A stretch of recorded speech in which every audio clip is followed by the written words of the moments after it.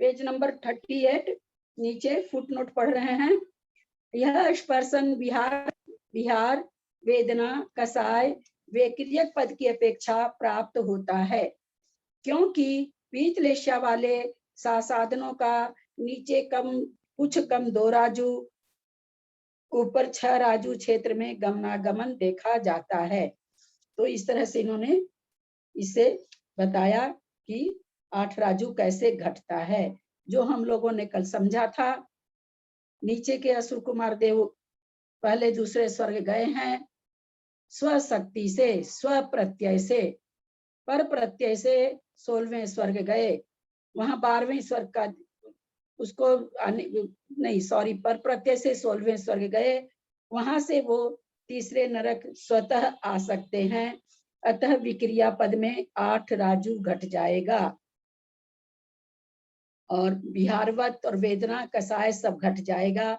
उनकी पीतलेशा ही होती है, तो पीतलेशा में 8 राजू विक्रियक पद में घट गया। सौधर्म ईशान स्वर्ग के देव की भी पीतलेशा होती है, वह भी मित्र देवों के द्वारा 16वें स्वर्ग जा सकता है, लेकिन 16वें स्वर्ग से जिस तरह से असुर कुमार देव स्व प्रत्यय से नीचे आ गया, वैसे वो नहीं आ सकता है। उसको 12वें स्वर्ग का देव लाएगा, तभी वो तीसरे नरक तक आ सकता है, अन्यथा वो पहले नरक से नीचे नहीं आता है। तो विहारवत स्वस्थान तो घट जाएगा, लेकिन सौधर्म ईशान स्वर्ग का विक्रियक समुद्घात 8 राजू नहीं घटेगा। ये एक विशेष कथन से बताया जा रहा है। यहाँ सीधा कथन यही है कि पीतलेशा में 8 राजू होता है। ललिता जी, ललिता जी, भवनवासी जाएगा पर प्रत्यय से ऊपर और आ जाएगा स्व प्रत्यय से, क्या मतलब? जब उसके ऊपर नहीं जा सकता, नीचे तक जा सकता है, इसलिए ऊपर से नीचे आ जाएगा। तीसरे नरक तक जाने की योग्यता है, जाते हैं वो लोग लड़ाने के लिए तीसरे नरक तक, तो उसको वहां जाने के लिए आप ही पाएंगे कि वो 16वें से पहले 6 राजू, 16वें से पहले 6 राजू जो है 16वें स्वर्ग वो पहुंच गए, तो वहां से फिर वो सब स्व प्रत्यय 6 राजू में भी काम करेगा क्या उनका स्वर्ग तक? नीचे आने में कर जाएगा। दूसरा, यह स्पर्श मारणांतिक समुद्घात की अपेक्षा प्राप्त होता है, क्योंकि ऐसे जीव तीसरी पृथ्वी से ऊपर कुछ कम 9 राजू क्षेत्र में मारणांतिक समुद्घात करते हुए पाए जाते हैं। ये समझा दिया गया था। कोई देव नीचे आया हुआ है तो 2 राजू उसका हो गया, और वहां से वो मारणांतिक समुद्घात एक इंद्रिय में ऊपर लोक के अंत में कर रहा है, तो 7 राजू हो गया। 2 राजू नीचे का, 7 राजू यह ऐसे हुआ, ये 9 राजू उसका मारणांतिक समुद्घात में घट जाएगा। उपपात पद की अपेक्षा सब साधन वालों की बात चल रही है। उपपात पद की अपेक्षा इनका स्पर्श कुछ कम 1.5 राजू होता है, इतना यहाँ विशेष जानना चाहिए। पीतलेशा में कोई भी स्वयंभू रमन का त्रियंच पीतलेशा में है और मरण को प्राप्त हो रहा है, साधन गुण स्थानवर्ती है, वो पीतलेशा वाला है, उसका वो 2 स्वर्ग तक जा सकता है। तो 2 स्वर्ग 1.5 राजू में है, अतः 1.5 राजू के स्वर्ग का वहां देव का उपपाद हुआ, तो 1.5 राजू स्पर्शन उपपाद पद की अपेक्षा साधन में घटा। साधन में कितना घट गया? 8 राजू, 9 राजू, 1.5 राजू। तीसरा क्या है ऊपर? इसका सम्यक मिथ्या दृष्टि और असंयत सम्यक दृष्टि का है तीसरा। यह स्पर्श विहार वेदना कसाय व्यक्रियक और मारणांतिक पद की अपेक्षा प्राप्त होता है। युक्ति का निर्देश पहले किया ही है। इतनी विशेषता है कि मिश्र गुणस्थान में मारणांतिक समुद्घात नहीं होता। कह रहे हैं किस तरह से 8 राजू होता है, ये हमने पहले बता दिया है। तो इस तरह से विहार वेदना व्यक्रियक और मारणांतिक पद की अपेक्षा ये घट जाएगा। किस तरह से होता है ये हमने पहले बता दिया है। मिश्र गुण स्थान में मारणांतिक नहीं होता है। चौथा में क्या है, ये भौतिक किताब में देखने में दिक्कत होती है। लोग संहिता संहितों ने 1.5 राजू का स्पर्श किया है, ये वैसे ही घटेगा। कोई संहिता संयत त्रियंच है, वहां का स्वयंभू रमन समुद्र का 5वें गुण स्थान वर्ती है, पीतलेशा में मरण कर रहा है, पहले दूसरे स्वर्ग तक के देव उसमें उपपाद करेंगे, तो उपपाद पद की अपेक्षा 1.5 राजू हो गया। यह स्पर्श मारणांतिक पद की अपेक्षा प्राप्त होता है, इनके उपपाद पद नहीं होता, इनके संहिता संयतों का। संहिता संयत समूर्छन, संहिता संयत स्वयंभू रमन का त्रियंच है, 5वें गुण स्थान वर्ती है, पीतलेश्या वाला है, मरण कर रहा है, पहले दूसरे स्वर्ग में मारणांतिक कर सकता है, 5वें गुण स्थान में उपपाद पद नहीं होता है। पांचवा में किसका बता रहे हैं, ये हम कल पढ़ लिए थे, आज मेरे को बहुत ज्यादा मेहनत पड़ रही, देखना पड़ रहा कि पांचवा मिश्र की आ रही है ललिता जी, संयता संयत नहीं है, मिश्र गुणस्थान, मिश्र गुणस्थान वालों का है। आप ऊपर में देखे ऊपर में है ना, प्रमद संयता प्रमद संयत जीवों के लोक के असंख्यात्मक भाग का स्पर्श किया है। अच्छा, सॉरी मैं फुटनोट में देख रही थी। मिथ्या दृष्टि से असंयत सम्यक दृष्टि तक के पद्मलेश्या वाले जीवों ने लोक के असंख्यात्मक भाग का, लोक नाड़ी के 14 भाग में से कुछ 8 भाग का स्पर्श किया है। संहिता संहितों ने लोक के असंख्यात्मक भाग का, लोक नाड़ी के कुछ 14 भागों में से 5 भाग का स्पर्श किया है। क्या है ये, पद्मलेश्या वाला है, पद्मलेश्या वाला 12वें स्वर्ग तक जन्म सकता है। तो यहाँ पर कह रहे हैं संहिता संयत उपपाद पद तो होगा नहीं, और मारणांतिक कर लेगा, मारणांतिक की अपेक्षा 12 राजू तक करेगा तो 5 भाग स्पर्श हो जाएगा।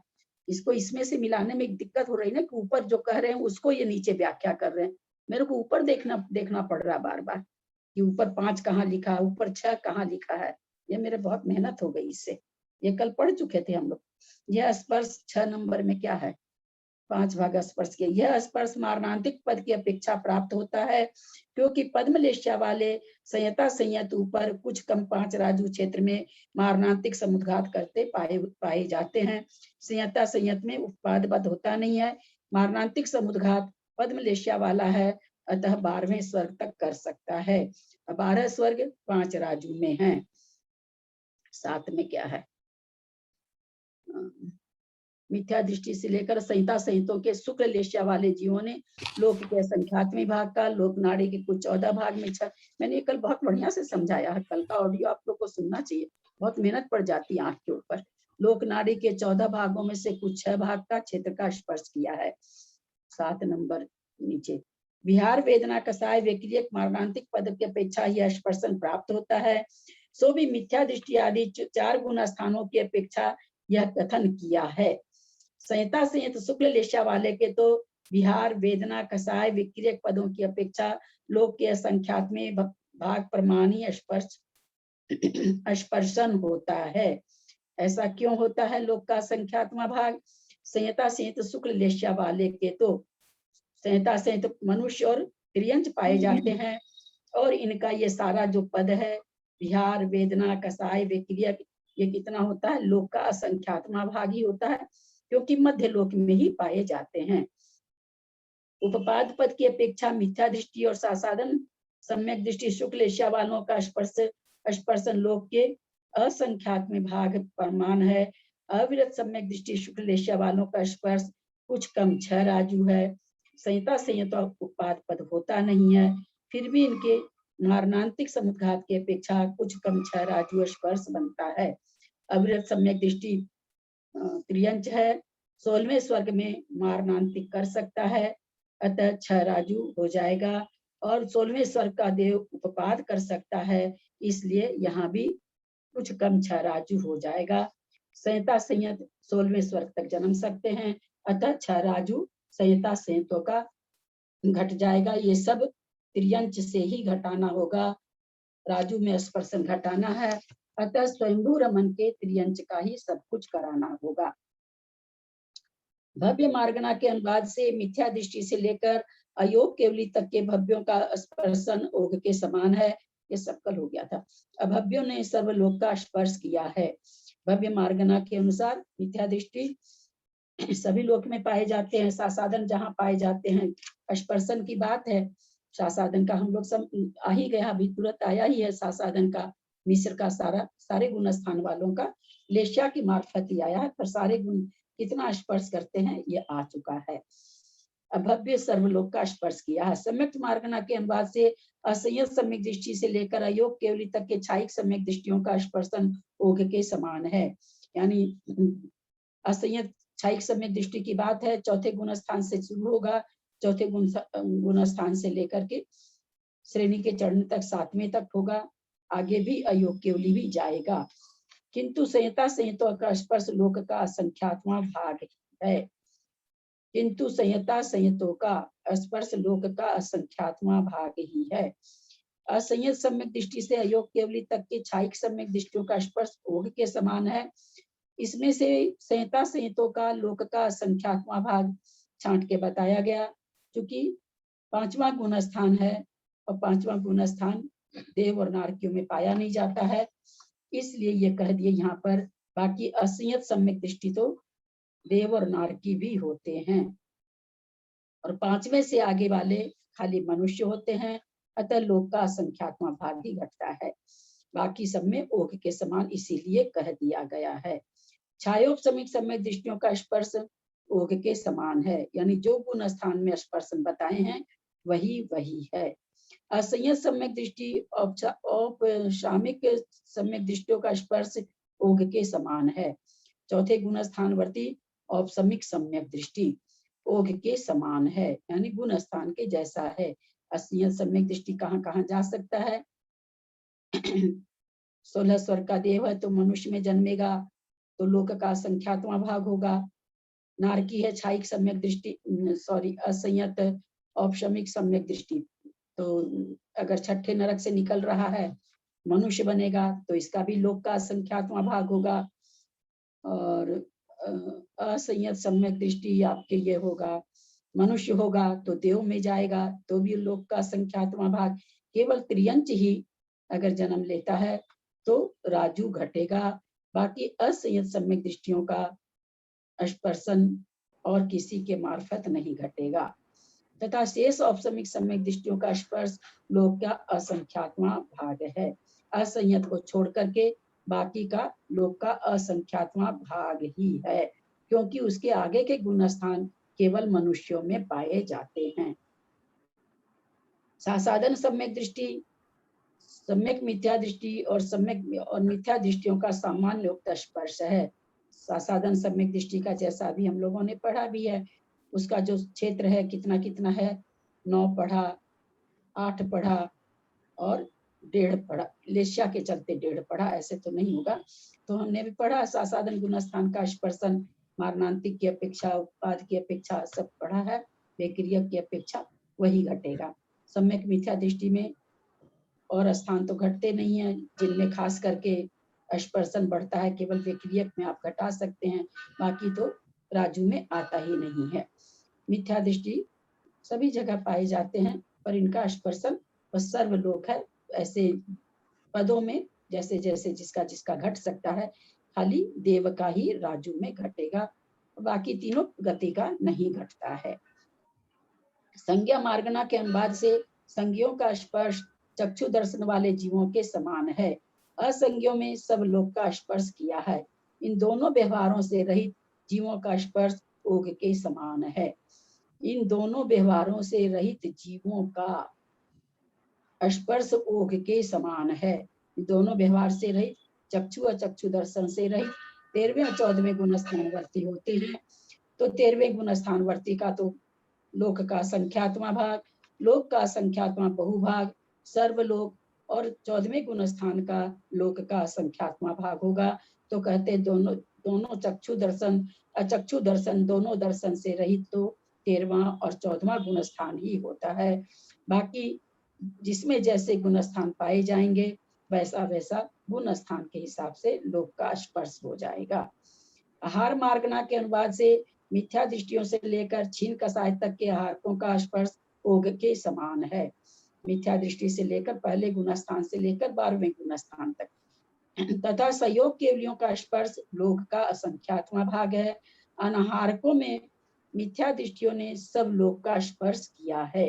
अनाहारकों में मिथ्या दृष्टियों ने सब लोक का स्पर्श किया है, क्योंकि पूरा लोक ठसाठस एक इंद्री से भरा हुआ है और कोई भी मनुष्य जाके कहीं भी जन्म ले सकता है। कोई भी एक इंद्रिय, केवल 2 एक इंद्रिय और एक 7वें नरक का नारकी, ये तीन ऐसे हैं जो मनुष्य नहीं बन पाते हैं। बाकी सभी मनुष्य पर्याय में आ सकते हैं। तो इस तरह से मिथ्या दृष्टि चारों गति के जीव होते हैं। तो इस तरह से सब केवल देव और नारकी ये न कहीं जा सकते हैं। देव तो फिर भी एक इंद्रिय में होते हैं, नारकी तो एक इंद्रिय में भी नहीं जाता है, लेकिन मनुष्य सभी जगह जा सकता है। मिथ्या दृष्टि मनुष्य तो सर्वलोक और त्रियंच भी जा सकता है। तो इसलिए मिथ्या दृष्टि का सर्वलोक स्पर्श हो गया। अनाहारकों में, अनाहारक यानी विग्रह गति में, सासाधन सम्यक दृष्टियों ने लोक के असंख्यात्म भाग क्षेत्र का, लोक नाड़ी के 14 भाग में से कुछ कम 11 भाग का क्षेत्र का स्पर्श किया है। 11 भाग का कैसे किया है? लोक नाड़ी के 14 कल, ये प्रकरण कल हो चुका है। हाँ, ये प्रकरण पूरा नहीं, पूरा हो चुका है। जबरदस्ती की मेहनत हुई, उसमें भी ये बारीक अक्षर पढ़ के मेरी आंख की दर्द कर गई। ये कल विवरण हो चुका है, याद होगा? कोई बताएंगे 11 राजू बोलो कैसे? आंटी। बिल्कुल कल पढ़ाया, पूरा छठे पढ़ाया। नर का नारकी, आवाज नहीं आ रही तुम्हारी। कविता जैन कोई हैंड रेज, तुम्हारी आवाज। कौन बोल रहा? प्रीति बोल रही है शायद, आवाज नहीं आ रही प्रीति। छठे नर का नारकी स्वयंभू रमन में उत्पन्न होगा तो 5 राज हुआ और 12 स्वर्ग के देव को 16वें स्वर्ग ले गया और वहां से वो मरण हुआ। स्वर्ग का देव शंभु नर त्रियंच में उत्पाद हुआ। प्रीति समय की बर्बादी होती। कविता जैन, छठे नरक से निकल करके जीव ये स्वयंभू रमन जीव का जीव बनेगा, तो वो तो हो गया 5 राज्य।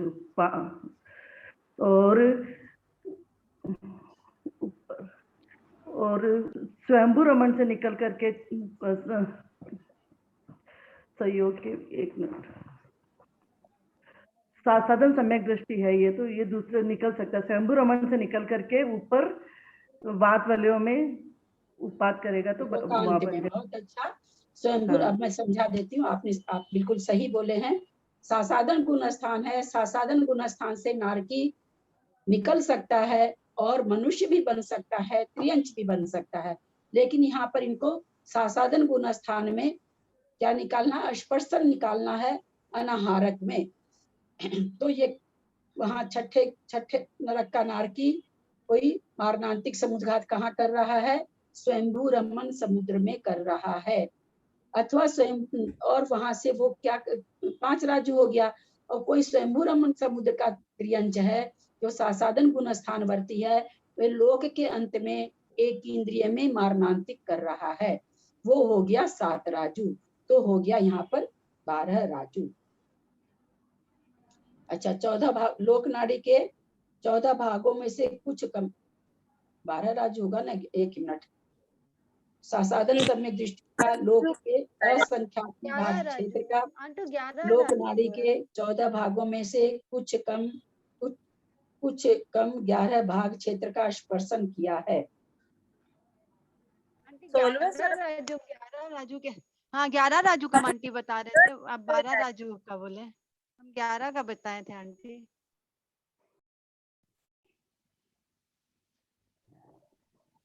ऊपर 6 राजू क्यों कह रहे हैं भाई? वो 16वें सर्ग में कहना दीदी। स्वयंभू रमन का तिर्यंच है जो 16वें स्वर्ग में तिर्यंच में उत्पाद हो गया। अरे नहीं होता बेटा, सासाधन को तिर्यंचों का उत्पाद सासाधन के साथ नहीं होता 16वें में। नहीं 16वें में नहीं होगा। हाँ, तो बताओ क्या बोलना चाह रहे हो, बताओ। हम बोल रहे हैं ना कि 12वें स्वर्ग का कोई देव है जो हाँ। 16वें स्वर्ग में गया गया और वहां हाँ। से उसका मरण हुआ, तो है ना देव है उसका स्वयंभू रमन में तिर्यंच में उत्पाद हो गया। हाँ। 12वें स्वर्ग का देव का हम हाँ। ये बोलना चाह रहे हाँ। थे। हाँ। हाँ। हाँ, 12वें स्वर्ग का देव है, 16वें स्वर्ग में गया, वहां से मारणांतिक कर लिया स्वयंभू रमन समुद्र के त्रियंच में, तो 11 राजू हो जाएगा।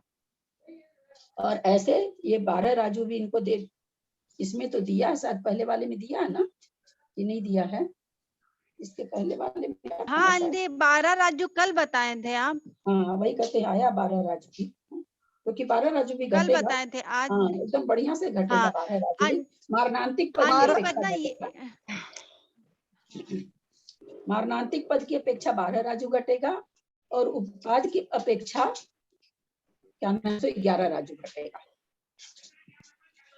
वहां गया है मारणांतिक किया, वही मतलब मरण को प्राप्त हो गया और त्रियंच में जन्मा, तो त्रियंच का वहां उपाद हो गया, तो उपाद की अपेक्षा तो 12 राजू नहीं घटेगा, क्योंकि एक इंद्री में अपर्याप्त अवस्था में उसका ये नहीं होती, सॉरी एक इंद्री में तो भेज ही नहीं रहे।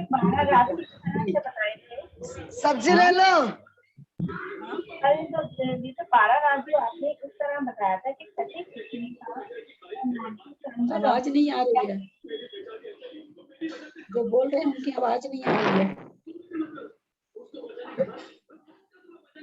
कोई बोलना चाह रहे हैं कुछ तो ठीक से बोलिए। हाँ दीदी मैं कह रही थी, पर जो आपने 12 राजू बताए थे कि स्वयंभू छठी पृथ्वी का नारकी तो इस स्वयंभू रमन में त्रियंच बन रहा है, तो 5 राजू वहां घट गए और फिर कोई मेरु मूल से नीचे ऐसे एक जन्म उपवास कर रहे एक तो 7 राजू ये बन गए, तो इस तरह से 12 राजू थे। हाँ मारणांतिक की अपेक्षा साधन गुण स्थान में मारणांतिक की अपेक्षा 12 राजू घटेगा, बिल्कुल। लोक नाड़ी के 14 भाग में से कुछ कम 11 भाग का स्पर्श किया है, नीचे फुटनोट है, तिमेरु तल से कुछ कम 5 राजू, ऊपर 6 राजू, जो वही घटेगा कि वहां से जाकर के ये कर रहा है, मारणांतिक कर रहा है, ये उपपाद पद में भी घट जाएगा। ये 12वें स्वर्ग का देव अगर 16वें स्वर्ग गया हुआ है और साधन सम्यक दृष्टि है, मारणांतिक तो कर लिया, वो कर सकता है, वहां त्रियंच का उत्पाद भी होना चाहिए, तो उत्पाद पद की अपेक्षा भी इसका 11 राजू घटना चाहिए। असंयत सम्यक दृष्टियों के लोक के असंख्यात्मी भाग क्षेत्र का चौथा गुण स्थान है, लोक नाड़ी के 14 भाग में से कुछ कम 6 भाग का स्पर्श किया है, ये तो बहुत इजी है, हम लोग जानते ही हैं, क्योंकि असंयत सम्यक दृष्टि है, क्या नाम है सो ये कोई त्रियंच है स्वयंभू रमन का, और वो वहां पर 16वें स्वर्ग देव का उत्पाद हो रहा है, अथवा वो 16वें स्वर्ग में मारणांतिक कर रहा है, तो 6 राजू घट जाएगा। संयोग केवलियों ने लोक के असंख्यात बहुभाग क्षेत्र का संयोग के लिए लोक के असंख्यात बहुभाग क्षेत्र का सब लोक का स्पर्श किया है। यहाँ पर लोक का असंख्यात बहुभाग लिया, लोक का असंख्यातवां भाग क्यों नहीं लिया?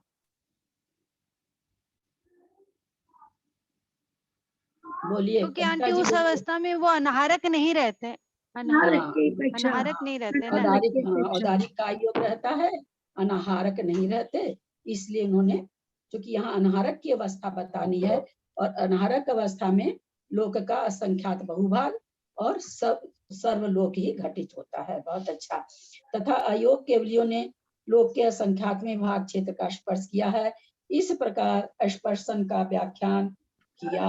अब काल पर रूपना जो हमारी सुबह भी चल रही है उसका शुरू होगा। हाँ बोलो बोलो प्रीति। आंटी है ना, ये 86, 87, 88, 89, 90 का संस्कृत का कल पढ़ाई नहीं हुआ था, यहीं तक हुआ था, पेज नंबर 38 का ही हुआ था, दोनों का विवरण सेम सही आया, कल भी साधन का ये चीज आया था, इसलिए आपको सेम लग रहा है। ये नीचे वाला फुटनोट पढ़े वो तो हम लोग कल पढ़ लिए थे, लेकिन ये वाला नहीं पढ़े थे हम लोग कल। हाँ फुटनोट तो पढ़ा हुआ मुझे बढ़िया से याद है। हाँ फुटनोट तो पढ़े थे अच्छी तरह, लेकिन आज जो ये हाँ लेकिन 39 का ना संस्कृत का पूज्यपाद स्वामी का नहीं पढ़ा हुआ हम लोग का कल अच्छा का। ठीक है, जो पढ़ना चाह रहे हैं पढ़िए, शुरू 39 का पेज ऊपर से पढ़ दीजिए। जो पढ़ना चाहते हैं पढ़िए। ललिता जी मैं पढ़ूं? पढ़िए। भव्यानुवादेन भव्यानाम मिथ्यादृष्टाध्याय मिथ्यादृष्ट याद्य योग केवल्यन्तातां सामान्योक्तम स्पर्शनम अभव्ये सर्वलोक स्पृष्ट है। सम्यक्त्वानुवादेन क्षायिक सम्यक दृष्टि नाम संयत सम्यक दृष्टयाद्य योग केवल्यन्तानां सामान्योक्तम किंतु संयतानां लोकस्य संख्ये भागः क्षायोपशमिक सम्यक दृष्टिनां सामान्योक्तम औपशमिक सम्यक्त्वानां संयत सम्यक दृष्टिनां सामान्योक्तम क्षाणां लोकस्य संख्ये भागः सासादन सम्यक दृष्टि सम्यक मिथ्या दृष्टिनां सामान्योक्तम संज्ञानुवादेन संज्ञिनां चक्षुदर्शनिवत् असंज्ञ भी सर्वलोक स्पृष्ट है। तदुभय व्यपदेश रहितानां सामान्योक्तम आहारानुवादेन अनाहारकाणम आहारकाणम। एक्चुअल में क्लियर ही नहीं है ये सब लिखा हुआ प्रिंटिंग। आहारानुवादेन आहारकाणम मिथ्या दृष्टि क्षीण कषायां तानां सामान्योक्तम सयोग केवलिनां लोकस्य संख्ये भागः अनाहरकेषु मिथ्या दृष्टि भी सर्वलोकः स्पृष्ट है। सासादन सम्यक दृष्टि मीर लोकस्य संख्ये भागः एकादश चतुर्दश भागा वा देशो न असंयत सम्यक दृष्टि भी लोकस्य संख्ये भागः षट चतुर्दश भागा वा देशो न सयोग केवलिना लोकस्य संख्ये भागा सर्वलोको वा अयोग केवलिनां लोकस्य संख्ये भागः स्पर्शनम व्याख्यानम काल प्रस्तूयते स द्विविधः सामान्येन विशेषेण च सामान्येन तावत् मिथ्या दृष्टेन नाना जीवापेक्षया सर्वलोकः एक जीवापेक्षया त्रयो बंधा अनादिर पर्यवसान अनादि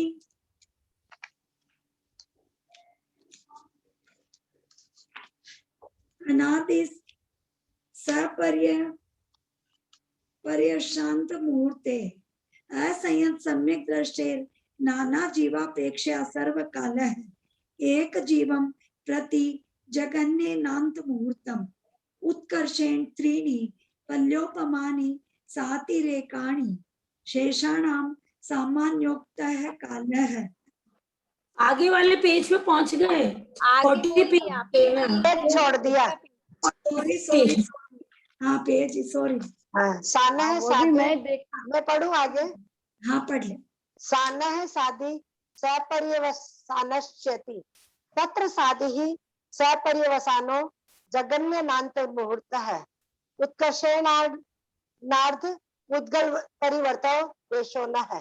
सासादन सम्यक दृष्टेन नाना जीवापेक्षया जगन्यनेकः समयः उत्कर्षेण पल्योपमा संख्ये भागः एक जीवं प्रति जगन्यनेकः समयः उत्कर्षेण षडावलिकाः सम्यक मिथ्या दृष्टेन नाना जीवापेक्षया जगन्यनान्तर मुहूर्तः उत्कर्षेण पल्योपमा संख्ये भागः एक जीवं प्रति जगन्यः उत्कृष्ट शांतर मुहूर्तः ऐसे एक सम्यक दृष्टेन नाना जीवापेक्षया सर्वः कालः एक जीवं प्रति जगन्यनानंतर मुहूर्तः उत्कर्षेण त्रयस्त्री षट्सागरोपमानि सातिरेकाणि संयतश्च नाना जीवापेक्षया सर्वः कालः एक जीवन प्रति जगन्यनांतर मुहूर्तः उत्कर्षेण पूर्व कोटि देशो न प्रमत्ता योनानां जीवापेक्षया सर्वकालः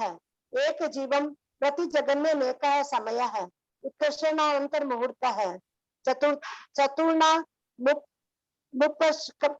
मुपशमकानां नाना जीवापेक्षया एक जीवापेक्षया च जगन्य नेकः समयः उत्कर्षणांत मुहूर्त है। चतुर्णाम शपकामयोग केवलिनां च नाना जीवापेक्षया एक जीवापेक्षया च जगन्य कृष्ट शांतर मुहूर्त है। संयोग केवलिनां नाना जीवापेक्षया सर्वकाल है। एक जीवन प्रति जगन्य नांतर मुहूर्त है उत्कर्षण पूर्व कोटि देशों ना। हाँ ठीक है।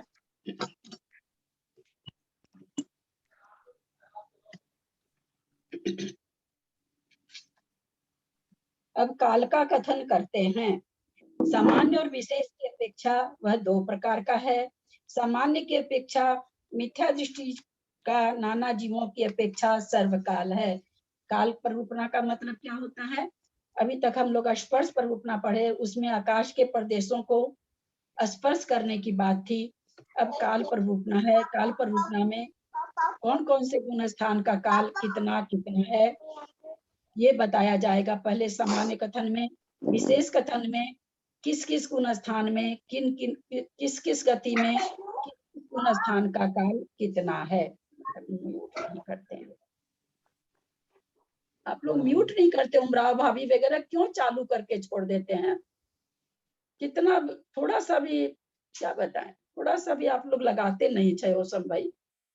मैं हर चीज नहीं कर पाती हूँ, मेरे में इतना संघनन नहीं है कि मैं बार बार म्यूट करूं, बार बार ये करूं, नहीं कर पाती हूँ। आप लोग स्वयं अपने को देखा करिए। आप ऐसे थोड़ी होता है कि खोल खोल के छोड़ देते हैं, जिनको नहीं कोई काम है वो भी खोल के छोड़ देते हैं। सामान्य की अपेक्षा मिथ्या दृष्टि का नाना जीवों की अपेक्षा सर्वकाल है, अर्थात मिथ्या दृष्टि जीव सदा पाए जाते हैं। एक जीव की अपेक्षा तीन भंग हैं। सुबह की क्लास में आ चुका है, अनादि अनंत, अनादि शांत और सादि शांत। इसमें से सादि शांत मिथ्या दृष्टि का जघन्य काल अंतर मुहूर्त है और उत्कृष्ट काल कुछ कम अर्ध पुद्गल परावर्तन है। क्योंकि सुबह सब लोग नहीं है इसलिए इसको समझाना पड़ेगा। अनादि अनंत काल तो जो अभव्य होते हैं उनका होता है, न तो वो शुरू अनादि से ही मिथ्या दृष्टि है और अनंत काल तक मिथ्या दृष्टि ही रहेंगे। तो अभव्यों की अपेक्षा अनादि अनंत काल है। जो भव्य हैं आज तो सम्यक दृष्टि नहीं हो पाए हैं, अभी तक नहीं हो पाए हैं, इसलिए अनादि से तो वो मिथ्या दृष्टि है, परंतु शांत है। उनका मिथ्यात्वपना कैसा है? शांत है, कभी न कभी मिथ्यात्व छूटेगा क्योंकि वे भव्य हैं। और सादी शांत जिन्होंने सम्यक दर्शन प्राप्त कर लिया है उनका काल दो तरह का निकाले हैं यहाँ पर। सादी शांत मिथ्या दृष्टि का अंतर मुहूर्त है, सम्यक को प्राप्त किया, क्षायिक सम्यक दर्शन को प्राप्त किया, छपक श्रेणी चढ़ा और मोक्ष चला गया। इस तरह से अंतर मुहूर्त में मोक्ष को प्राप्त कर सकता है। और अगर नहीं किया तो अधिक से अधिक काल उसका उत्कृष्ट काल कितना है? तो कुछ कम अर्ध पुद्गल परावर्तन काल है। इससे ज्यादा वो एक समय भी इस संसार में नहीं रहेगा जिसने एक बार सम्यक को प्राप्त कर लिया है। सासाधन सम्यक दृष्टि का नाना जीवों की अपेक्षा जघन्य काल एक समय है और उत्कृष्ट काल पल्योपम के असंख्यात्मी भाग प्रमाण है। पल्य का असंख्यात्म भाग का मतलब होता है असंख्यात वर्ष, यानी सासाधन गुण स्थान में नाना जीव कब तक पाए जाएंगे? असंख्यात वर्ष तक। उसके बाद नहीं पाए जाएंगे, उसके बाद नहीं पाए जाएंगे। एक भी जीव सासाधन गुण स्थानवर्ती नहीं रहेगा क्योंकि यह सांतर मार्गणा है। सांतर मार्गणा का मतलब क्या होता है? जिसमें कुछ समय के लिए अंतर पड़ता हो उसको सांतर मार्गणा कहते हैं। यानी कुछ समय तक सासाधन गुण स्थान में कोई भी जीव नहीं पाया जाएगा। यानी नाना जीव की अपेक्षा कितना काल हुआ? पल्य का असंख्यात्मा भाग। एक जीव की अपेक्षा जघन्य काल एक समय है और उत्कृष्ट काल 6 आवली है। हम सभी बहुत बढ़िया से जान चुके हैं, प्रथमोपशम काल में एक समय से लेके 6 आवली तक बचे रहने पर अगर अनंतानुबंधी कसाय का उदय आ जाता है तो सासादन गुणस्थान हो जाता है। तो एक जीव का जघन्य काल एक समय और उत्कृष्ट काल 6 आवली होता है। सम्यक मिथ्या दृष्टि का नाना जीवों की अपेक्षा जघन्य काल अंतर्मुहूर्त है, उत्कृष्ट काल पल्योपम का असंख्यातवां भाग है। इस गुण स्थान का जघन्य काल भी अंतर्मूर्ति है। जैसा सासादन का एक समय था वैसा तीसरे गुण स्थान का काल नहीं है, इसका काल अंतर्मूर्त जघन्य से है और उत्कृष्ट से पल्य का असंख्यातवां भाग यानी असंख्यात वर्ष नाना जीवों की अपेक्षा यानी इस गुण स्थान में असंख्यात वर्ष तक कोई न कोई जीव पाया ही जाएगा। उसके बाद यह भी सांतर मार्गणा है, अतः इसमें भी अवश्य अंतर पड़ेगा। कुछ समय के लिए इस गुण स्थान में कोई भी जीव नहीं पाए जाएंगे। एक जीव की अपेक्षा जघन्य और उत्कृष्ट काल अंतर मुहूर्त है।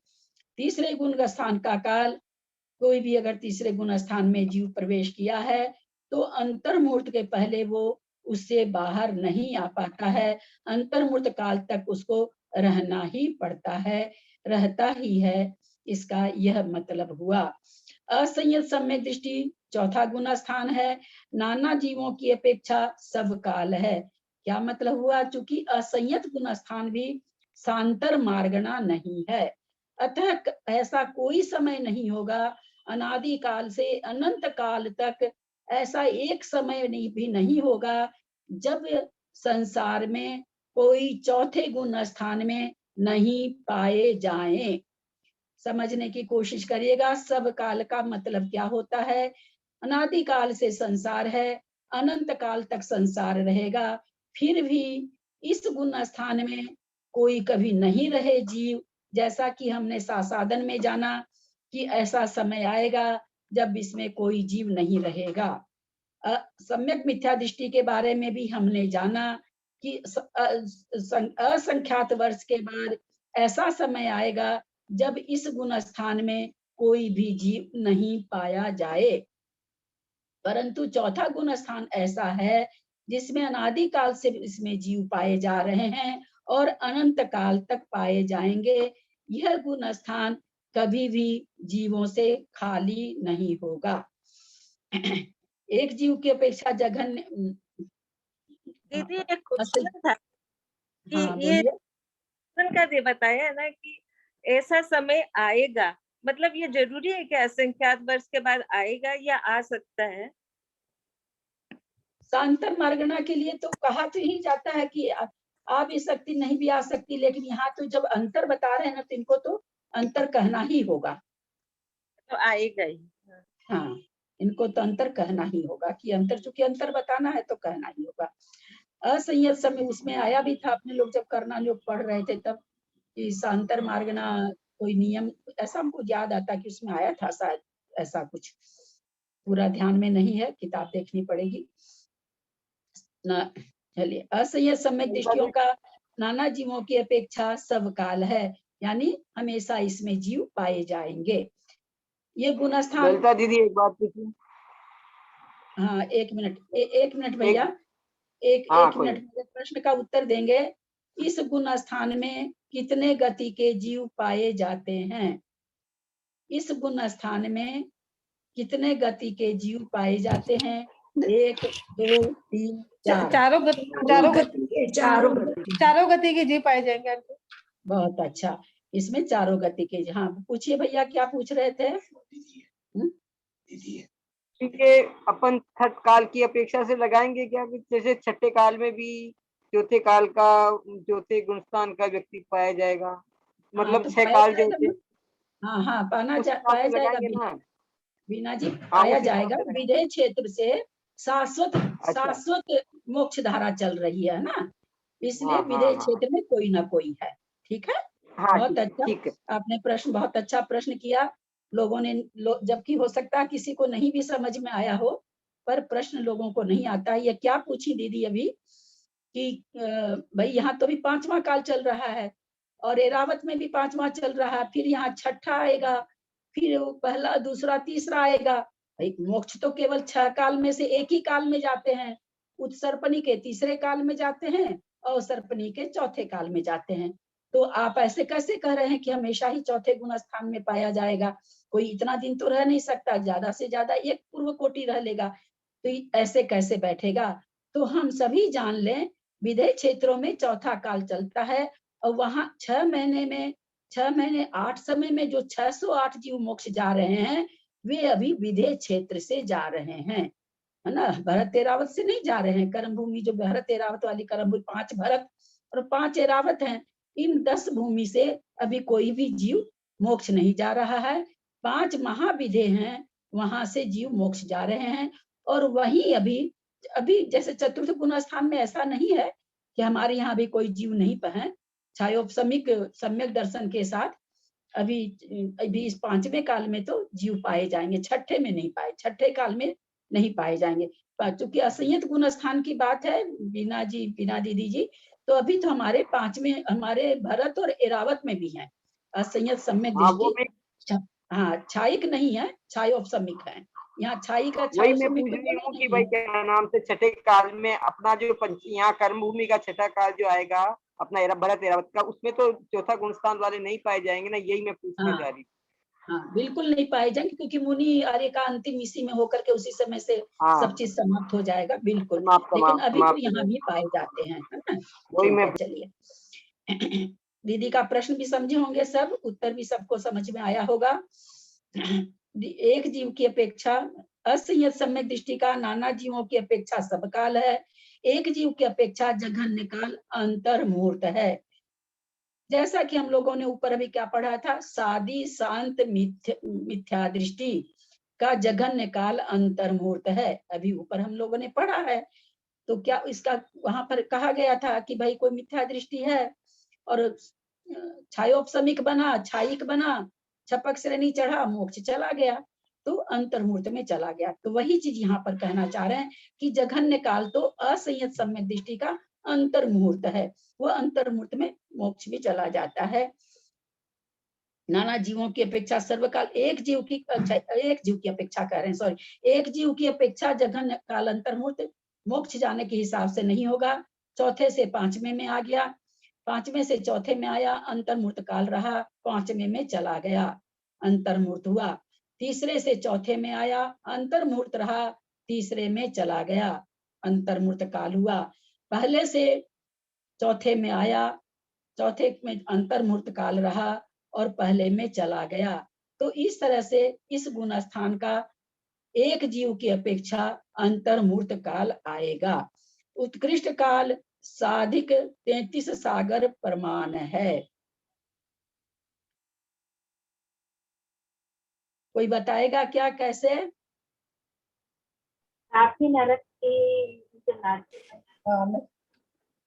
ये मैं बता रही हूँ कि एक तो इस तरह से बैठेगा 33, हाँ कहाँ चले गए, उत्कर्ष का एक तो ऐसे भी बैठना चाहिए, मतलब कि 33 वो समदृष्टि जीव है, और वो जो है मान लो उसमें गया, ये सर्वार्थ सिद्धि में गया है, और सर्वार्थ सिद्धि में जाने के बाद में 33 सागर रूपों में रह सकता है, और पहले सम्यक प्राप्त किया तो 33 साल रूपों में बैठ सकता है। और दूसरा इस तरह से बैठ सकता है कि 33 साल की आयु लेके उत्तर विमान में पैदा हो गया, वहां पे मतलब 32 कम होती है और 33 अधिक आयु होती है, तब भी उसकी बैठ सकती है। और उसके बाद में फिर वो मनुष्य जन्म आ गया, ऐसे नहीं और अंतर पैदा हो कुछ अधिक हुआ ना, फिर मनुष्य जन्म लेके 8 साल के मनुष्य जन्म लेने के बाद में फिर वो सिद्ध हो गया। थोड़ा फिर वो सिद्ध हो गया। ठीक है, रुकिए, रुक जाइए। यहाँ पर 33 सागर कैसे घटेगा? वैमानिक देवों में उपसम श्रेणी वाला पैदा होता है। कोई उपसम श्रेणी वाला जीव मर करके, और क्योंकि 33 सागर की आयु में हम किसी भी श्रावक को उत्पन्न नहीं करा सकते, जब भी कराएंगे मुनि को कराएंगे। तो मुनि को भी उपसम श्रेणी वाला जीव नियम से मर करके वैमानिक देवों में उत्पन्न होता है। अतः उपसम श्रेणी वाला जीव मरा और मर करके एक समय कम 33 सागर की आयु लेकर अनुत्तर विमान में पैदा हो गया। वहां से यहाँ का काल, चूंकि उपसम श्रेणी है तो यहाँ का काल तो गिना नहीं जा रहा है। हमको किसका लेना है काल? असंयत सम्यक दृष्टि का उत्कृष्ट काल लेना है। कब उपसम श्रेणी उपसम श्रेणी चढ़ा और जीव मर करके अनुत्तर विमान जो एक समय कम वाला 4 विमान है, सर्वार्थ सिद्धि तो पूरी 33 सागर है।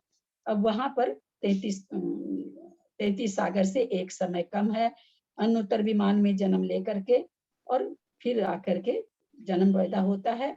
तो इस तरह से उसके बाद फिर वो आएगा तो पूर्व कोटि की आयु लेकर मनुष्य में पैदा होगा, जीवन भर फिर वो सही रहेगा, वो एक अलग बात हो गई।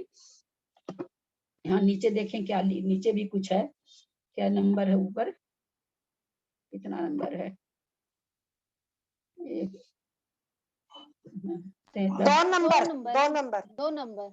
दो नंबर है क्या?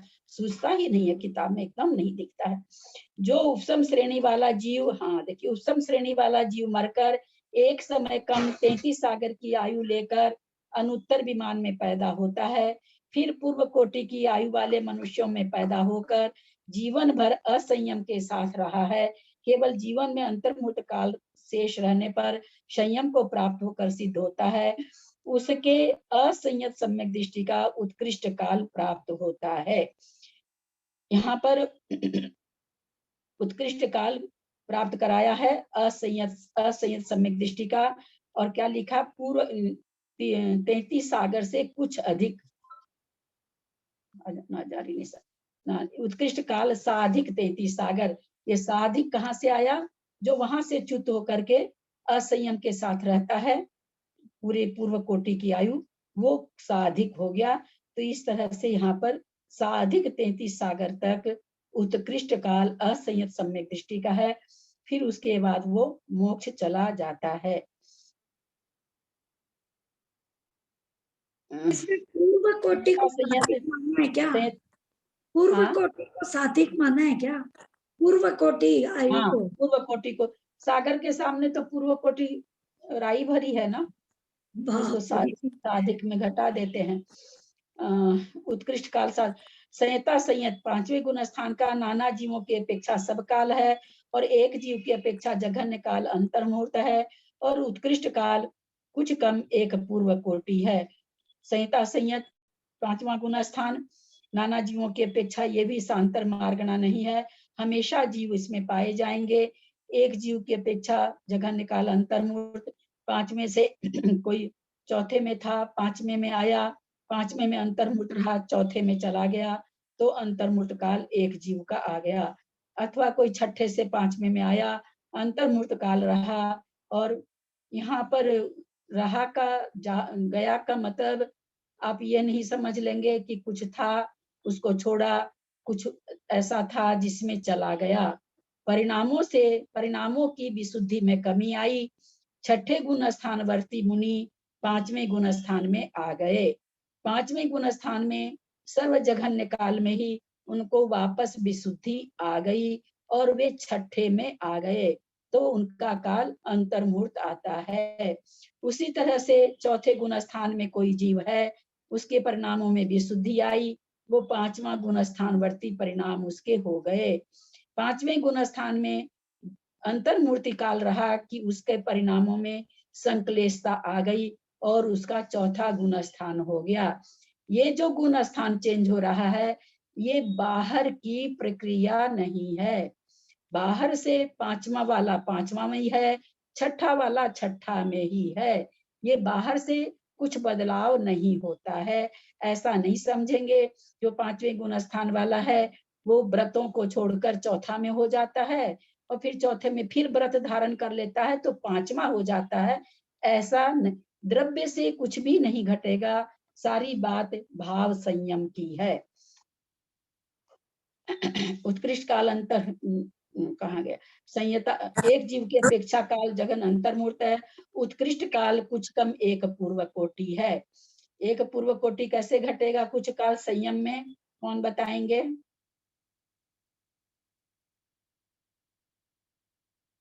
हैंड रेज करें, कौन बताएंगे?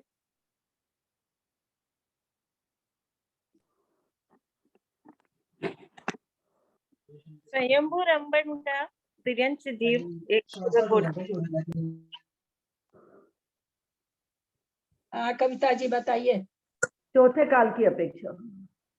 अरे आप काल क्यों लगा रहे हो यार, एक पूर्व कोटि बताओ ना कैसे घटेगा। वो जीव 33 सागर से कुछ कम वहां रह के आया सर्वार्थ सिद्धि में, और फिर वहां से आकर के मनुष्य में जन्म लिया, और फिर यहाँ पे आप ये शर्त क्यों लगा रही हैं कविता जी? आप सब कोई म्यूट रखें। आप ये शर्त क्यों लगा दी कि सर्वार्थ सिद्धि से आएगा? कोई चलिए सुनिए, एकदम ये तो बहुत इजी बात थी। आप लोग कुछ लगता भ्रम में पड़ गए इतना सुनते सुनते। कोई भी जीव चौथे काल में मोक्ष जाता है तो चौथे काल में तो पूर्व कोटि की आयु होती है, तो बताने की जरूरत ही नहीं है।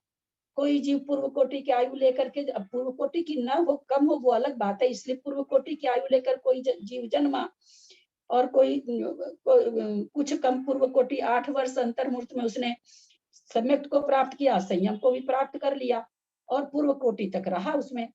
मरने के बाद चौथा गुण स्थान हो गया, अंतर में गया, अनुदिश में गया, सर्वार्थ सिद्धि में गया, जहां भी गया हो, क्योंकि 5वां गुण स्थान है, मरते ही छूट जाएगा।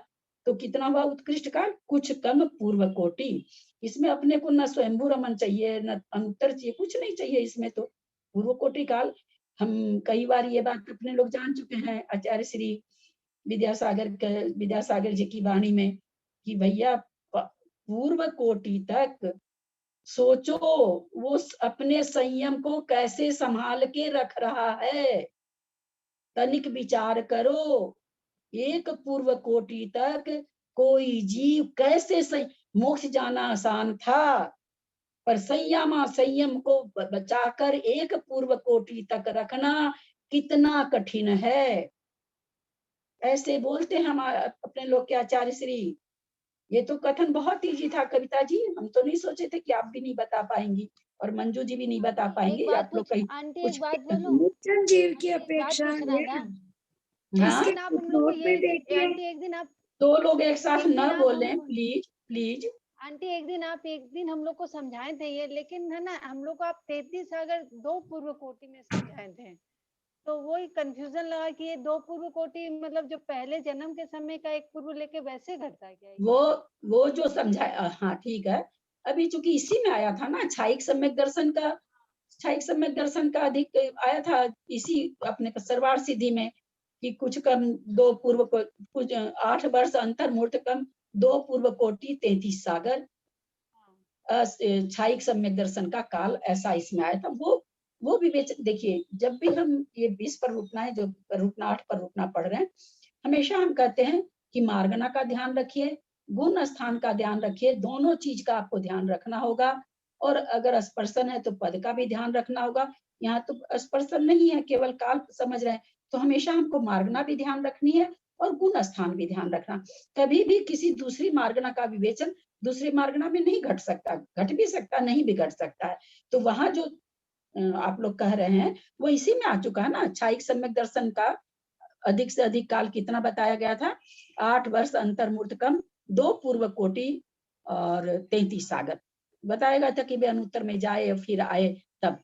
लेकिन जब हुआ असंयत पने का, तो असंयत पने का जब काल घटेगा तो असंयत सम्यक दृष्टि 33 सागर में नहीं जाता है, मुनि ही जाएगा नवग्रह। तो जब जितना जाएगा तो 22 सागर वाले में ही जा सकता है ज्यादा से ज्यादा असंयत के साथ में।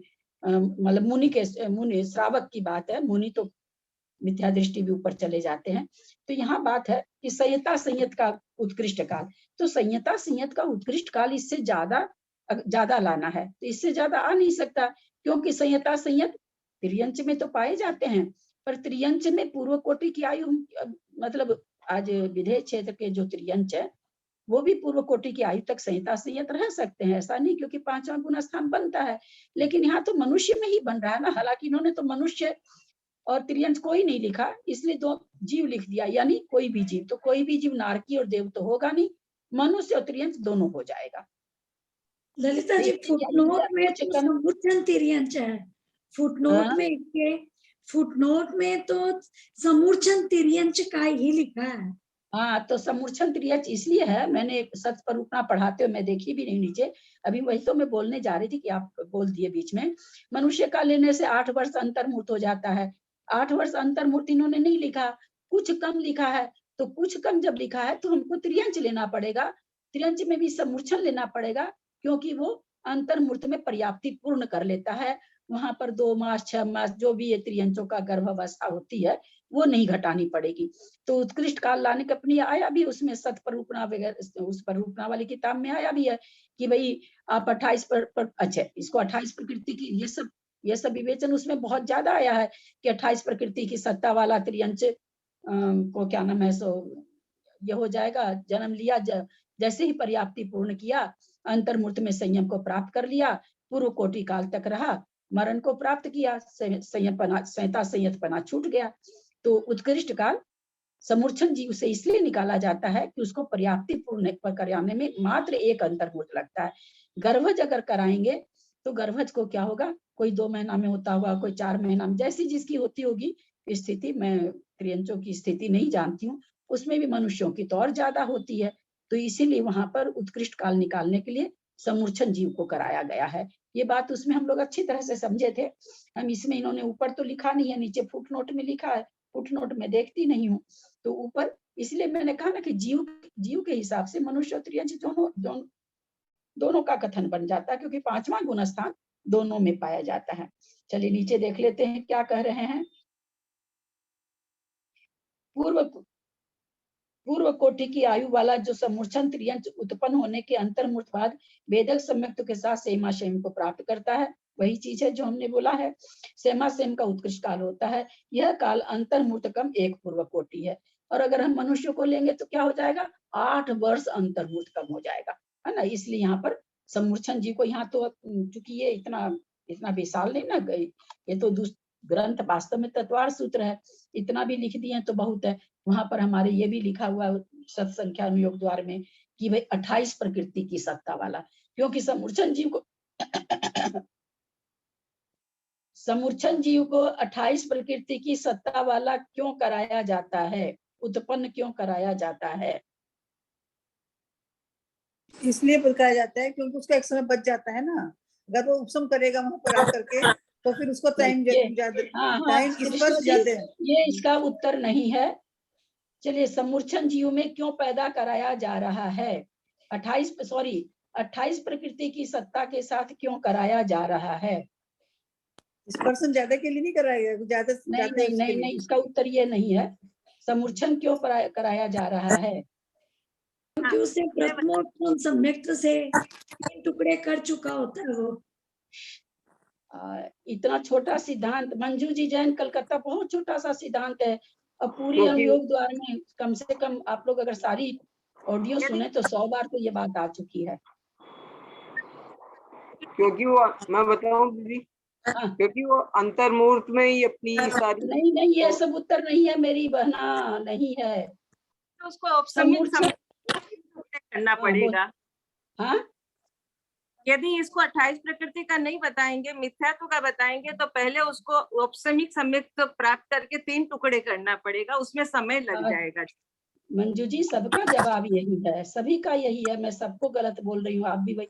समूर्छन जीव प्रथमोपशम नहीं करता, नियम से नहीं करता। वो वेदक सम्यक्त के साथ एक बार नहीं, 1000 बार तो बोली गई है।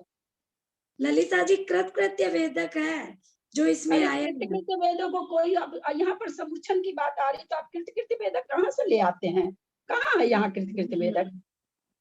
कभी भी इस यही कारण है नहीं समझने का, है ना, यही कारण होता है। कहाँ कृत्य वेदक की तो कोई बात ही नहीं है यहाँ पर, कहाँ से आ गया कृत्य वेदक? ये सिद्धांत आप लोग को बोलने पर भी नहीं याद आया कि मैंने एक बार नहीं 1000 बार बोला है कि समूर्छन जीव में ये योग्यता ही नहीं होती कि वो प्रथमोपशम कर सके। याद आ गया था आपको बोलने पे। हाँ, वही तो कह रहे हैं। उसके बाद अब कृत्य वेदक बोल रहे हैं, मतलब सिद्धांत बताने पर भी याद नहीं आता है और दूसरी चीज बोलते हैं। इसलिए समूर्छन में कराए। समूर्छन को हमने क्या पूछा, यहाँ से नहीं पूछा, हमने उससे पूछा कि 28 प्रकृति की सत्ता के साथ क्यों कराया जाता है? तो वहां कराएंगे तो ज्यादा लगेगा, ये लगेगा, वो है विवेचन, कहीं कहीं पर वो विवेचन है। जहां प्रथम, ये विवेचन हम कहाँ कहेंगे? 1 मिनट भैया जो बोल रहे हैं, 1 मिनट सुनिए। जहां पर प्रथमो उपशम कर सकता है, वहां प्रथमो उपशम सम्यक दर्शन अगर प्राप्त नहीं कराया जा रहा है, तब हम ये बात बोलेंगे कि 28 प्रकृति की सत्ता के साथ इसलिए उत्पन्न कराया गया कि यहाँ अगर प्रथमोपशम कराएंगे, मान लीजिए गर्भज है, बंदर है, 2 महीना गर्भ में रहा, बाहर आया, प्रथमोपशम किया, समय ज्यादा लगेगा। ऐसे गर्भज को क्या कराया जाता है? 28 प्रकृति की सत्ता से कराया जाता है। वहां जहां योग्यता हो वहां, यहाँ तो योग्यता नहीं है ना, यहाँ तो योग्यता नहीं है। ये तो बहुत मतलब बहुत आसान और बहुत बार बोला गया हुआ सिद्धांत है। इसमें तो आप लोग को 1 सेकंड भी देरी नहीं लगनी चाहिए। मैं तो ऐसे ही पूछ ली कि आप लोगों को याद है कि नहीं देखूं। मेरा कोई ऐसा पूछने का भाव भी नहीं था कि जो चीज आती है लोगों को क्या पूछूं। फिर मैं कि चलो इस ग्रुप में बहुत से लोग नए हैं तो आप लोग सब कोई जान लें। समूर्छन जीव, चाहे वो चौथा काल में भरत क्षेत्र का हो, एरावत का हो, विदेश क्षेत्र में जन्मता हो, स्वयंभू रमन समुद्र में जन्मता हो, कहीं भी जन्मे, किसी भी कर्म भूमि में जन्मे, समूर्छन त्रियंच को प्रथमो उपशम नहीं हो सकता। दीदी हम लोग को लगा समूर्छन पंचेंद्रिय में नहीं होगा, समूर्छन विकलेंद्रिय को योग्यता नहीं होती। आज पहली बार एक बात मंजू जी अपनी गलती को थोड़ा सा ध्यान दीजिए। आप एक बात सुनिए, यहाँ 1 मिनट, विकलेंद्रियों को तो सम्यक दर्शन होने की बात क्यों आएगी? हमको जवाब दीजिए। आपने जो ये तर्क दिया कि हमने ये समझा असंगी पंचेंद्रिय तक तो प्रश्न ही नहीं उठता है सम्यक दर्शन प्रथमोपशम होने का। वो तो जहाँ प्रश्न खड़ा होगा वहां ना काटेंगे, वहां तो प्रश्न ही नहीं उठता है। जब तक पंचेंद्रिय संगी नहीं है तब तक तो प्रश्न ही नहीं उठता है। तो वो तो प्रश्न ही नहीं है यहाँ पर विकलेंद्रिय होने का, तो इसलिए वो चीज तो आनी ही नहीं चाहिए ना। कभी भी अपने को ना कुतर्क में नहीं जाना चाहिए, कभी भी नहीं जाना। वो तो वहां तो सम्यक दर्शन की बात है ही नहीं ना, अपनी व्याप्ति पूर्ण करेगा। हाँ क्या बोल रही है? तो बीच में जो बोलते हैं उसी से लोगों को ना कंफ्यूज हो जाता है कि क्या बात हो रही क्या नहीं। तो आज आप लोग सब कोई ध्यान रखें, समय भी हो गया, आज कुछ नहीं पढ़ाई हुई, बताइए। सब कोई ध्यान रखें, समूर्छन त्रियंच को कभी भी प्रथमोपशम नहीं होता है। जब भी होगा गर्भज त्रियंच को ही प्रथमोपशम हो सकता है। अतः जो समूर्छन त्रियंच पंचेंद्रिय बोलना जरूरी नहीं है, क्योंकि पंचेंद्रिय लगाने का मतलब ही नहीं है। सम्यक दर्शन की बात है तो संगी भी नहीं लगाना है, पंचेंद्रिय भी नहीं लगाना है, वो तो अंडरस्टूड है। जब भी होगा त्रियंच को प्रथमोपशम गर्भज को होगा। अब आप कहो कि गर्भज में पंचेंद्रिय बोले, संगी बोले, ये सब तो बोलने की जरूरत नहीं है। इतने बड़े बड़े ग्रंथ पढ़ लिए, हम पंचेंद्रिय और संगी अगर बोलने बैठेंगे तो फायदा ही क्या हुआ? वो तो अंडरस्टूड है कि इसी को होगा जब भी होगा तब, है ना। उसको तो हो ही नहीं सकता है। और ये आप जो कहा कि भाई आप लोग सुनिए मेरा सारा ऑडियो, ईमानदारी से सुन के बताइए कि मैंने की प्राय जब भी आती है संगी की बात, मैं प्राय ये बात बोलती, मेरा स्वभाव है बोलने का। आज भी क्यों बोला, यहाँ पर थोड़ी कोई कुछ आया, लेकिन मैंने फिर भी चला के पूछा आप लोग से, क्योंकि मेरे को आदत है। तो बहुत बार बोला हुआ ये चीज। पर्याप्ति पूर्ण करेगा। क्या पर्याप्ति पूर्ण करेगा? आप क्या बोल रहे हैं बार बार में? कौन है, क्या बोलना चाह रहे हैं? क्या चीज बोल रहे हैं? बोलिए। आप बीच में बोल रहे हैं, लोग कंफ्यूज हो रहे हैं, लोग ये समझ नहीं रहेंगे कौन बोल रहा है किस चीज लिए। जब भी कंफ्यूजन होता है ना मेरी बहना, इसी से होता है। आपने 3-4 बार बोल दिया पर्याप्ति पूर्ण करेगा, पर्याप्ति पूर्ण। आप बताइए तो सही क्या चीज कहना चाह रहे हैं यहाँ? वीना जैन बोल रही है। कोई भी बोल रहा है, क्या बोलना क्या चाह रही हैं आप? पर्याप्ति क्या बोलना चाह रही? जब पूछती हूँ तो ये बोलती नहीं है, मैं बोलती हूँ तो ये बोलती हैं। बताइए क्या कहना चाह रही हैं आप? आपका कोई कंफ्यूजन हो तो निकाल देते हैं।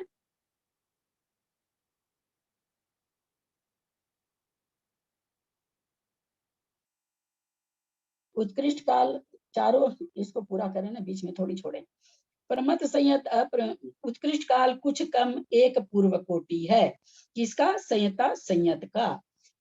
यहाँ कुछ कम का मतलब बस वही जो समूर्छन जीव उत्पन्न होके पर्याप्ति पूर्ण करता है, एक अंतर मुहूर्त। पर चूंकि 28 की सत्ता वाला, इसलिए तुरंत सम्यक दृष्टि बन जाता है, तुरंत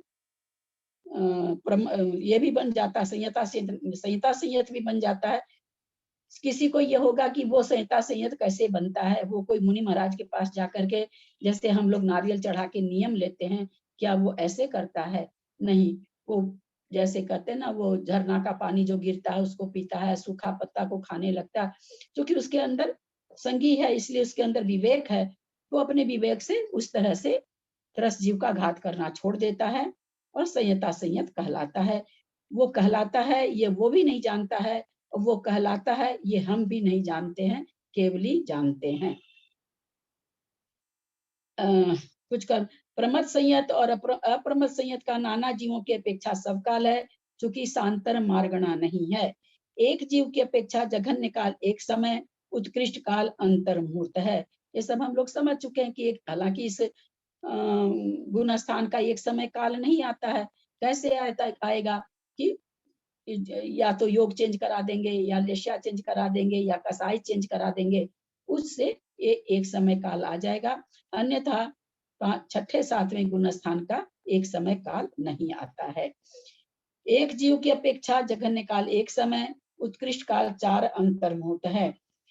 जघन्य काल एक समय मरण की अपेक्षा बताया है। एक समय जब भी निकलेगा, या तो मरण की अपेक्षा, या कसाई वगैरह मार्गना चलती है तो उसकी अपेक्षा आ जाता है। और यहाँ पर कह रहे हैं मरण की अपेक्षा, कोई छठे से सातवें में आया, एक समय हुआ था, मरण हो गया, क्योंकि मरण सर्वत्र है। कोई सातवें से छठे में आया, एक ही समय हुआ था, मरण हो गया, तो बोलते ऐसे जीव का एक समय काल आ जाता है, एक समय आ जाता है काल, और बाकी सबका उत्कृष्ट काल कितना है? अंतर मुहूर्त है। संयोग केवलियों का नाना जीवों की अपेक्षा सब काल है। संयोग केवली हमेशा पाए जाते हैं। एक जीव की अपेक्षा जघन्य काल अंतर मुहूर्त, उत्कृष्ट काल कुछ कम एक पूर्व कोटि है। जघन्य काल अंतर मुहूर्त है, किसका? संयोग केवली का। उत्कृष्ट एक जीव की अपेक्षा उत्कृष्ट काल कुछ कम एक पूर्व कोटि है। ये कैसे निकला? एक पूर्व कोटि की आयु होती है, और एक पूर्व कोटि की आयु में कुछ कम जो है, जब वो जन्म 8 वर्ष 8 साल एक समय के बाद में उन्होंने मान लो दीक्षा ली, और एक पूर्व कोटि तक वो रहे, उसके बाद में मोक्ष गए केवली, तो उसके बाद में एक पूर्व कोटि, एक कुछ कम एक पूर्व कोटि बन जाएगा। यहाँ किसका है एक पूर्व कोटि काल? सहयोग केवली का। मोक्ष जाने की बात नहीं है, वो मैं गलत क्या बोल गई। सहयोग केवली एक पूर्व कोटि रह सकते हैं, उसके बाद में मोक्ष होगा। सहयोग केवली का एक पूर्व कोटि का बन जाएगा, कुछ कम। कैसे बना तो 8 वर्ष एक अंतर मुहूर्त बाद दीक्षा ली उन्होंने, मतलब हाँ। उनको केवल ज्ञान हुआ उनको। हाँ, ये बोलिए ना, गलती निकल गया। हाँ, केवल बोलो ज्ञान नहीं। हुआ। हाँ, ऐसे केवल ज्ञान थोड़ी हुआ। कि मैं ऐसे ही पूछ रही हूँ, पागल थोड़ी हूँ मैं। आपने नहीं, केवल ज्ञान हुआ। प्राप्त नहीं कराया, हाँ, क्योंकि केवल ज्ञान इसीलिए हुआ। मैंने पलट के आपको कहा कि सहयोग केवली का है, यही याद दिलाने के लिए केवल ज्ञान प्राप्त कराना था। केवल ज्ञान प्राप्त हुआ उनको, और उसके बाद में 8 वर्ष अंतर मुहूर्त के बाद में दीक्षा भी ले लिया, छपक केवल श्रेणी ज्ञान। चढ़ गया, 4 कर्मों का नाश करके सहयोग केवली बन गया। तो एक पूर्व कोटि अंतर 8 वर्ष अंतर मुहूर्त कम एक पूर्व कोटि काल सहयोग केवली का एक जीव की अपेक्षा आता है। बहुत अच्छा, थोड़ा हो जाता है ये, ऐसा नहीं है कि आप ही से गलती होती, सबसे मेरे से भी होती है। समाप्त करते हैं। किसी को कुछ पूछना हो? बहुत से लोग नए हैं, मेरी सब एक मिनट दीदी, 1 मिनट। बहुत लोग नए हैं, जिसको जो पूछना रहता है आप लोग पूछ सकते हैं। कुछ लोग इसमें जो सब सुबह की क्लास में वो तो बहुत सारी चीज समझ लेते हैं, नए लोग के लिए तो विषय बहुत कड़ा है, लोग इसको लेते ही नहीं। अभी आचार्य मुनि श्री प्रमाण सागर जी ने पढ़ाया, केवल मैंने बहुत शौक से उनका जैसे मुझे पता चला कि सर्वार्थ सिद्धि पढ़ा रहे हैं, मैंने टीवी में खोल के रोज सुनना चालू किया कि 8वें सूत्र की व्याख्या कर रहे होंगे, लेकिन उन्होंने व्याख्या नहीं की। वास्तव में ये व्याख्या ऐसे समूह में करने से कोई फायदा नहीं है, मुनि महाराज की शक्ति ही जाती। तो चूंकि कथन बहुत ही कठिन है, ये प्राय करके लोग छोड़ ही देते हैं, लेकिन अपने को तो पूज्यपाद आचार्य को पढ़ना भी है पूरा, और चूंकि बहुत से लोग इसमें सुबह की क्लास करते हैं तो उनके लिए विषय दोहराया भी गया, तो इसलिए इसको लेना था। आप लोग जो लोग बिल्कुल नए हैं थोड़ा सा धैर्य रखेंगे, इसके बाद बिल्कुल आप लोगों के लायक विषय आ जाएगा। और इसमें से भी किसी को कुछ पूछना है, कुछ समझना है, कुछ भी और समझना है, निसंकोच प्रश्न कर सकते हैं। ये तीसरा वाला कल वापस बताइए गायकवाड़। वो कौन सा 28 तीसरा वाला? प्रकृति की सत्ता वाला, वो अभी तक नहीं समझ में आया। क्या चीज? समूर्छन जीव 28 प्रकृति की सत्ता वाला कैसे, वो नहीं समझ में आया इसमें जो लिखा है। इसमें दीदी, इसमें नहीं समझने वाली क्या बात है? पता नहीं क्यों नहीं आया। वेदक सम्यक्त्व के तहत तो आप बोल रहे हो ना, वो वहां आके तो उपशम करेगा नहीं समूर्छन, पता नहीं समझ में आया। तीसरा जो है ये तो इसमें तो एकदम आसान है। चलिए कौन समझाएगा इसको किताब से पढ़ के? प्रीति, त्रिशला जी, मंजू जैन, कौन समझाएगा इसको? नीचे जो 3 नंबर में लिखा हुआ है आपको ये इनको समझाना है। मंजू जी को कौन समझाएगा? हाँ, मैं समझाती हूँ। एक मिनट, पेज में मैं किताब बंद कर दी थी। पेज हाँ, कौन सा आवाज है? ठीक से करिएगा, आवाज कम आती है थोड़ा। जैसे मैं ताकत लगा के बोलती हूँ वैसे बोलिए। हाँ, मैं समझाती हूँ। मुझे जब पेज बोल दीजिए, मैंने किताब बंद कर दी थी। कौन सा पेज है? 40 में नीचे 3 नंबर।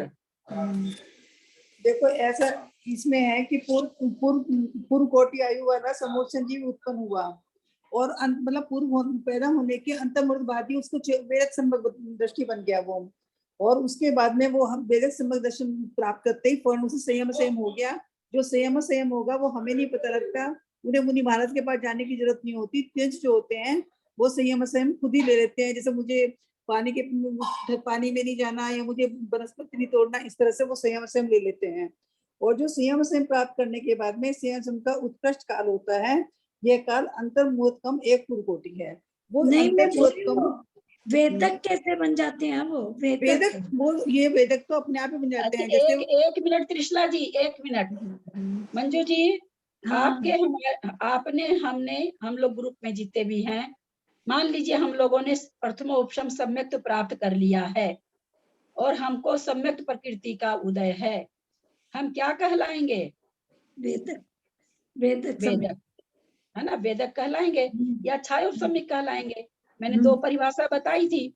सम्यक्त का वेदन करता है तो वेदक कह देते हैं, और छायोपशमिक जब का वर्णन जब करते हैं तो प्रकृतियों के हिसाब से कह देते हैं कि सर्वघाती प्रकृतियों का उदयाभावी क्षय, सदावस्था रूप उपशम, और सम्यक्त प्रकृति का उदय होने से जो तत्वों में सर्धान होता है उसको छायोपशमिक सम्यक दर्शन कहते हैं। तो वो जो 28 प्रकृति की सत्ता वाला हुआ अंतर्मुख में पर्याप्त होके सम्यक प्रकृति उदय में आ गई, उसी समय उसने व्रत भी ले लिया, तो वेदक भी हो गया और संयमा संयम भी हो गया। आपको मतलब ये 28 प्रकृति की सत्ता वाला पैदा होने के अंतर्मुहूर्त बाद हो जाता है क्या? वो पर्याप्ति पूर्ण हो जाएगी उसकी। हाँ, आप हम भी, चूंकि मनुष्यों का 8 वर्ष निकाल दिया गया है, बाकी नहीं तो जितने भी त्रियंच हैं, कोई भी 28 प्रकृति की सत्ता से कोई भी त्रियंच गर्भज में क्यों नहीं जन्म ले रहा है। अंतर्मूर्त जैसे 2 महीने में गर्भ में रहा, बाहर आया, अंतर्मूर्त में वो सम्यक्त को प्राप्त कर सकता है। 28 प्रकृति की सत्ता वाला है। तो हम केवल मनुष्य के लिए ये 8 वर्ष की है, बाकी देव भी तुरंत प्राप्त कर सकते हैं, नारकी भी अंतर्मूर्त में, तीनों गति के जीव अंतर्मूर्त में वेदक सम्यक दृष्टि बन सकते हैं अगर सत्ता से हैं तो, 28 प्रकृति की सत्ता से हैं तो। नहीं है तो पर्याप्ति पूर्ण करेंगे, फिर प्रथमोपशम करेंगे, है ना, फिर वेदक बनेंगे। तो ये 28 प्रकृति पूर्व जन्म से लेके आ गया क्या साथ में? हाँ, तो नेचुरली पूर्व जन्म से लेके आ रहा है। जब नहीं समझ पा रही थी वही में कि 28 प्रकृति वाला कैसे हो गया। अरे वही तो मतलब निकलेगा कि 28 प्रकृति की सत्ता लेके हम लोग उद्वेलना पढ़ चुके, हम लोग तो सब कुछ पढ़ चुके, हम लोगों को तो ऐसी शंका होनी ही नहीं चाहिए। हम लोग पढ़ चुके हैं समय प्रकृति की उद्वेलना होती है, रहती है, कितने वर्षों पल्ले की असंख्यात में भाग जाके उसकी उद्वेलना होती है, यानी असंख्यात वर्ष तक वो सत्ता में रहती है। पूर्व जन्म में प्राप्त किया, दूसरे जन्म में त्रियंच बना, उदय में आ गई उसको प्रकृति, परिणाम वैसे बन गए, सम्यक प्रकृति उदय में आ गई उसको अंतर्मूर्त में। वही किसी मैं को भी आ कंफ्यूज सकती हो है। रही थी, मैंने हम बोला लोग भी अगर कि छाया समय कर रखे हैं, मान लीजिए अगले भाव में मनुष्य बन जाए, हमारे भी 8 वर्ष अंतर्मूर्त में उदय में आ सकती है। 28 प्रकृति की सत्ता है तो, और देवनारकी में चले गए तो अंतर्मूर्त के बाद ही आ जाएगी, पर्याप्ति पूर्ण हुई और सम्यक अगर परिणाम वैसे हो गए तो सम्यक प्रकृति उदय में आ जाएगी। आया कि नहीं समझ में आपको? नहीं, आ गया, आ गया, आ गया। चलिए जिनवानी स्तुति करिए, कौन करते हैं? मेरा तो गला दुख जाता है एकदम। हाँ, जय जिनेन्द्र जिनवानी स्तुति करें। यदर्थमात्रा पदवाक्यहीनं मया प्रमादादि किंचनोस्तं तन्मे क्षमित्वा विदधातु देवी सरस्वती केवल बोधलब्धिं बोधलब्धिं बोधि समाधि परिणाम शुद्धि स्वात्मोपलब्धि शिव सौख्य सिद्धि चिंतामणि चिंतित वस्तु दाने त्वां वन्दमानस्य ममास्तु देवी, त्वां वन्दमानस्य ममास्तु देवी। जवानी के ज्ञान ते सुझे लोकालोक, सोवाणी मस्त लगे सदा दे तू धो। हे जिनवानी भारती तो ही जपो दिन रैन, जो तेरा सरनाल है सो पावे सुख चैन। बोला द्वादशांग जिनवानी माता की जय, सर्वार्थ सिद्धि ग्रंथ राज की जय।